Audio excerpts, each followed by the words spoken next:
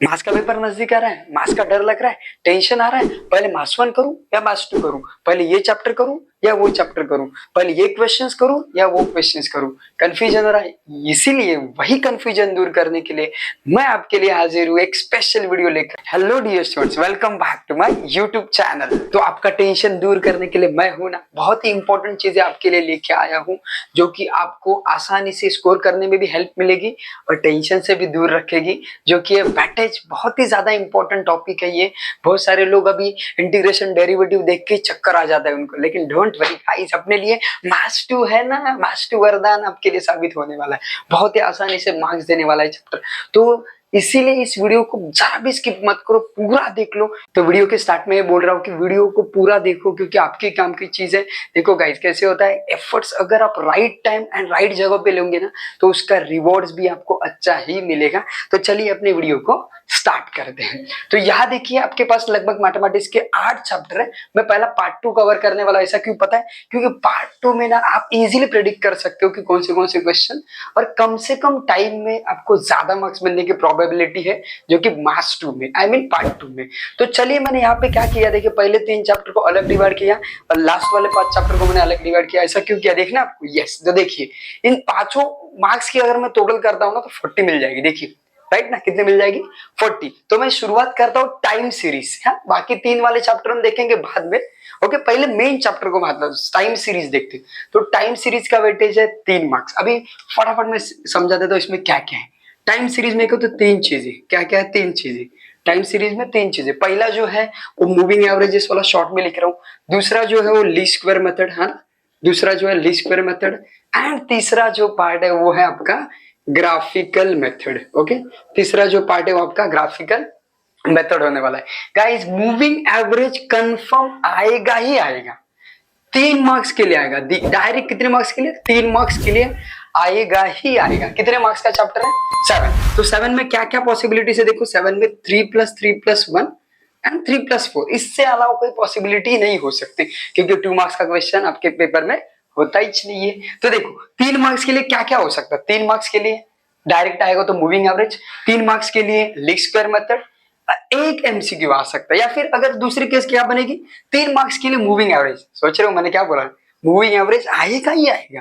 और 4 मार्क्स के लिए सीधा लीस्ट स्क्वायर मेथड सॉल्व करने के लिए आएगा, या फिर एक्टिविटी के लिए आएगा। तो आपको इस चैप्टर से क्या पता चला कि मूविंग एवरेज करना ही करना है, गारंटेड आएगा। 3 yearly, 4 yearly, 5 yearly moving average. अगर वो वीडियो आपने नहीं देखा होगा तो प्ले लिस्ट में जाइए, और वीडियो मैंने बताया 3 yearly, 4 yearly, 5 yearly with magical calculation के साथ बताया है। अगर वीडियो नहीं देखा होगा तो जाके पहला देख लो। चलो, ये तो हो गया अपना टाइम सीरीज। इसके बाद देखते हैं इंडेक्स नंबर। टाइम बचाने के लिए मैंने पहले लिख के रखा है 7 मार्क्स की पॉसिबिलिटी क्या क्या हो सकती है। 3+3+1 या फिर 3+4। यस, तो अभी 3+3+1 में क्या आएगा? टाइम सीरीज ऐसा चैप्टर है ना, जिसके आप एमसीक्यू करेंगे ना, सारे के सारे एमसीक्यू में सारे के सारे फॉर्मूले ही है, इसके अलावा कुछ है नहीं। तो इंडेक्स नंबर आपको अच्छे से हेल्प करेगा एमसीक्यू के लिए भी और मार्क्स के लिए भी। तो यहाँ आपको क्या करना है, पहले में प्राइस इंडेक्स नंबर हो गया, क्वांटिटी इंडेक्स नंबर हो गया, वैल्यू इंडेक्स नंबर हो गया, इनमें से एक डायरेक्ट आ सकता है 3 मार्क्स के लिए। उसके बाद आपके पास 4 या 5 मैथमेटिशियन है, उनके जो फॉर्मूले हैं वो सीधा 4 मार्क्स के लिए आ सकता है या फिर 3 मार्क्स के लिए आ सकता है, और बचा हुआ 1 मार्क आएगा आपका एमसीक्यू के लिए। आई होप आपको ये भी होगा क्लियर। अभी देखते हैं अपना 6 चैप्टर, जो कि है लीनियर प्रोग्रामिंग, या फिर उसको शॉर्ट में एलपीपी बोलते हैं। यहाँ पे चैप्टर का जो वेटेज है वो 6 मार्क्स का है, राइट। उसमें 2 पॉसिबिलिटीज बनेगी, एक तो 3+3 बनेगा और या फिर 4+2 बनेगा। अभी 3+3 का मतलब क्या होता है? एक आएगा आपका एलपीपी फॉर्मुलेट करो 3 मार्क्स के लिए, एक आएगा आपका एलपीपी फॉर्मुलेट करो 3 मार्क्स के लिए, और दूसरा आएगा आपका एलपीपी सॉल्व करो, वो 3 मार्क्स के लिए आ सकता है, राइट। या फिर दूसरी पॉसिबिलिटी क्या होगी, 4+2 वाले में क्या देखूं, 4 मार्क्स के लिए एलपीपी ग्राफिकली सॉल्व करने बोलते हैं, और एक गारंटेड क्वेश्चन होता ही होता है। देखो मैं इतना कॉन्फिडेंटली क्यों बोल रहा हूँ, क्योंकि वेटेज के हिसाब से एंड अभी तक जितने भी पेपर हुए ना बोर्ड के, उसके बेसिस पर मैं बोल रहा हूँ कि ये एलपीपी ग्राफिकल सॉल्यूशन के लिए गारंटेड आएगा ही आएगा। यार लास्ट में 2 मार्क्स, अगर 4 मार्क्स का ही रहेगा तो 2 मार्क्स के लिए क्वेश्चन ही नहीं, तो बट ऑब्वियस क्या होगा, वो एमसीक्यू ही होगा। ये एलपीपी कैसे फॉर्मुलेट करते हैं वो अगर आपको नहीं पता होगा तो मैंने ऑलरेडी वीडियो बनाया है, वो जाके जरूर देख लो। बहुत ही लॉजिकल वे से मैंने उसको समझाया है, एक बार देखोगे ना तो सीधा बोर्ड में जाके लिखोगे, गारंटीड, राइट। चलिए फिर देखते हैं नेक्स्ट वाला क्वेश्चन। चलिए गाइस, अभी देखते हैं 7 चैप्टर जो कि आपका असाइनमेंट प्रॉब्लम एंड सीक्वेंसिंग। तो शॉर्ट में लिखता हूं मैं assignment problem and sequencing. Okay, assignment problem and sequencing, ये चैप्टर का जो वेटेज है ना वो 9 मार्क्स। तो 9 को कैसे कैसे डिस्ट्रीब्यूट होंगे मार्क्स देखिए, 4+4+1 होगा या फिर 4+3+2 होगा, इसके बाहर कुछ नहीं होगा। तो देखो क्या क्या हो सकता है, दोनों जगह आपको असाइनमेंट का एक प्रॉब्लम एंड सीक्वेंसिंग का एक क्वेश्चन मिलेगा ही मिलेगा। ये तो 1 एंड 2 मार्क्स के जो क्वेश्चन है ना वो क्या होंगे आपके एमसीक्यू के हैं। तो यहाँ देखिए आपको ये चैप्टर बहुत ही ज्यादा इंपॉर्टेंट है, बहुत प्रेडिक्टेबल है, क्योंकि आसानी से आप यहाँ एमसीक्यू भी छोड़ेंगे तो भी 7 to 8 मार्क्स आसानी से गेन कर सकते हो। आई होप आपको यहाँ तक होगा। अभी देखते हैं प्रोबेबिलिटी डिस्ट्रीब्यूशन, जो कि सबसे हाईएस्ट मार्क्स के लिए इसमें क्या क्या पॉसिबिलिटीज है। देखो 4+4+3, चलो पहले इसको समझते क्या है। 4+4+3 में तो पहले तो समझ ही गए होंगे, लास्ट वाला जो एमसीक्यू के लिए लिखता हूं मैं। तो ये हो गया आपका एमसीक्यू। ये 4 मार्क्स के 2 क्वेश्चन जो है ना कहां से आएंगे पता है, 8.4 एंड 8.3 से। इनमें से एक आध एक्टिविटी भी हो सकती है, इसीलिए प्रोबेबिलिटी में 8.3 एंड 8.4 बहुत ही ज्यादा इंपॉर्टेंट है। नेक्स्ट वाला जो क्राइटेरिया, या फिर कैसे हो सकता है, 4 मार्क्स के लिए क्वेश्चन आएगा, वही मैं बोले 8.3 या 8.4 से ही हो सकता है वो। 3 मार्क्स के लिए एक आध एक्टिविटी भी आ सकती है, या फिर आपका ये जो 4 मार्क्स आपको दिख रहा है सीधा 4 मार्क्स एमसीक्यूज ऑब्जेक्टिव्स आएंगे।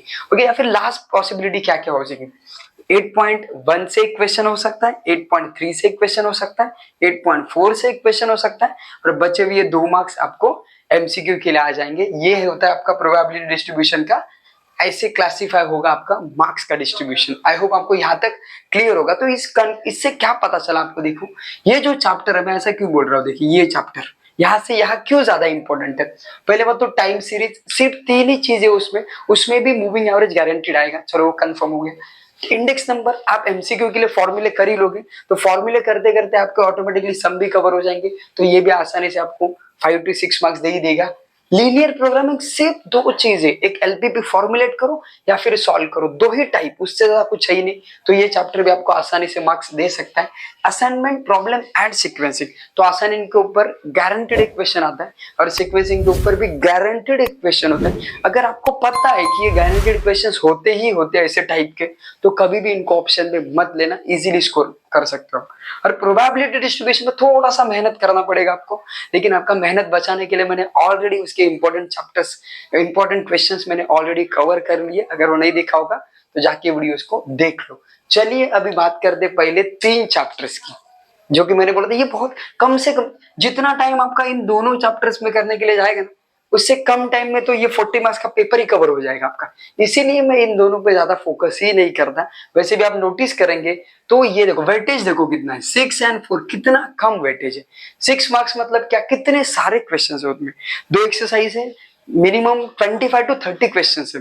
तो 25 to 30 क्वेश्चन करने से बेटर उतने उतने कम टाइम में ही आपके सारा 40 मार्क्स का पेपर ही कवर हो जाएगा, राइट। उसके बाद ये 4, ये तो सबसे कम मार्क्स की वेटेज है, 4 मार्क्स, सिर्फ 4 मार्क्स। इसमें इंटरेस्ट है, एलिविटी है, इंश्योरेंस है, क्या क्या है, इससे बेटर तो मैं ये कर लूं। आई होप आप समझ आ रहा होगा मुझे लॉजिक क्या है, इसीलिए मैंने पहले ये समझा। हाँ, इसके बाद है आपका लीनियर रिग्रेशन, इसका भी सेम लॉजिक इंडेक्स नंबर जैसा है। इंडेक्स नंबर में आपने एक बार फॉर्मूले कर लिए तो आप सम भी सॉल्व कर सकते हो। सिमिलरली लीनियर रिग्रेशन में भी सेम, आपने एक बार फॉर्मूले कर लिए तो आसानी से आप क्वेश्चन भी सॉल्व कर लेंगे। आई होप आपको यहाँ तक होगा clear. One more important thing कि लीनियर रिग्रेशन पर एक वन शॉट वाला वीडियो बनाने वाला हूँ, वो टुमारो इवनिंग तक आपको मिल जाएगा। सेम टाइप के क्वेश्चन ही होते हैं, सिर्फ सेम एक लॉजिक होता है, लॉजिक यूज करके आप लीनियर रिग्रेशन को सॉल्व करेंगे ना तो आसानी से 8 मार्क्स पे आपको मिल जाएंगे। तो देखिए मैंने आपको पूरा, चलो इसमें भी इंक्लूड कर लेते हैं, मतलब यहाँ से 3rd से लेकर 8 तक आपको मेहनत करना है। इन दोनों चैप्टर पे टाइम वेस्ट करो ही मत। इसमें अगर कुछ करना है ना मैं वो भी बता देता हूँ। देखो फर्स्ट चैप्टर में सिर्फ दो क्वेश्चन ही इंपॉर्टेंट है। कौन से बताओ, पहले एक्सरसाइज में जो क्वेश्चन नंबर 15 है ना, okay, list price, catalogue price, 1600 ऐसा कुछ क्वेश्चन है, उसका आंसर याद रख लो चाहिए तो। क्यों 1140 ऐसा सीधा क्वेश्चन आएगा तो सीधा एमसीक्यू के लिए आता है 1 मार्क्स के लिए, सॉल्व करने के लिए आएगा तो 3 मार्क्स के लिए, याद रखो। और एक क्वेश्चन है जो कि सरस्वती वाला कंप्यूटर सेल वाला एक क्वेश्चन है, वो कर लो, वो भी बहुत बार एग्जाम में आता है। ओके, उसके बाद 1.2 में जो क्वेश्चन है ना, बिल वाले जो सम है ना, बिल वाले, उनमें से एक क्वेश्चन होता ही होता है, चाहे आप उसको एक्टिविटी में बोलो या फिर सॉल्व करने के लिए बोलो, वो एग्जाम में आता ही आता है। तो बिल वाले सम को अंडर एस्टिमेट मत करो, उसको करो।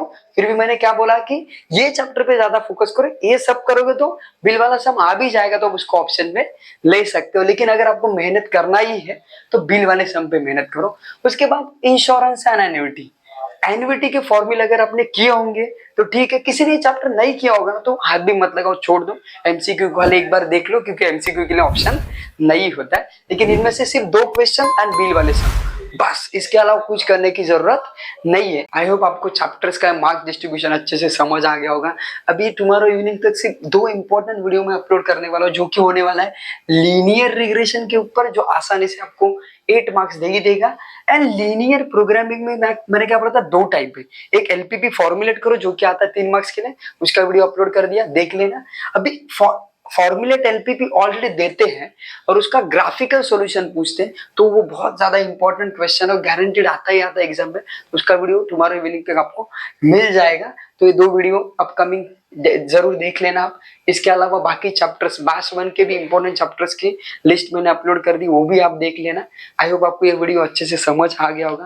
अगर वीडियो पसंद आ गया हो तो वीडियो को लाइक करो, चैनल को सब्सक्राइब करो और अपने दोस्तों के साथ शेयर करो, क्योंकि मार्क्स डिस्ट्रीब्यूशन के हिसाब से ही पेपर आता है और उसी हिसाब से अगर आप स्टडी करोगे ना तो आसानी से आप 90+ जा ही सकते हो। Thank you so much for watching this video.